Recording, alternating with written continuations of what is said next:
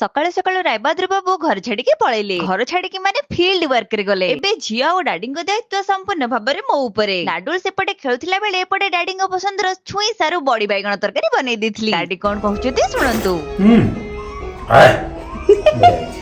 ଆଜ୍ଞା ଆମ୍ବୁଲ ପକେଇ ଦେଇଛୁ ବୋଧେ।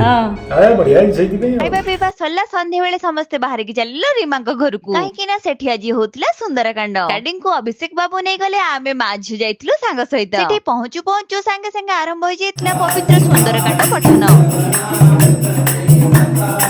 ଲାଡୁଲ କେତେବେଳେ କାକା ଆଉ ନାନୀ ମାନଙ୍କ ପାଖରେ ବସିକି ଖେଳୁଥିଲା ତ ଆମେ ଠିଆ ହେଇକି ନାଚୁଥିଲା। ଆଉ ଆମେ ସବୁ ଲାଗି ପଡିଥିଲୁ ଭୋଜିର ପ୍ରିପାରେସନ ରେ। ଲାଡୁଲ ବି ଫୁଲ ଦମ ରେ ଆମକୁ ସାହାଯ୍ୟ କରିବାରେ ଲାଗିଥିଲା। ଆଜି ପ୍ରଥମ ଥର ପାଇଁ ରାୟଭଦ୍ର ବାବୁଙ୍କ ବିନା ଏକୁଟିଆ ଆମେ ଯାଇଥିଲୁ। ନିଶ୍ଚିନ୍ତ ଭାବରେ ଟିକେ ଅଲଗା ତ ଲାଗିଥିଲା।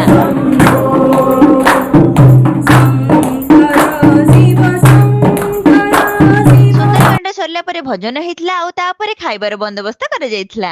ଲାଷ୍ଟ ଆମେ ନାରୀ ମାନେ ଖାଇ ଘରକୁ ଫେରିଥିଲୁ। ଜୟ ଜଗନ୍ନାଥ।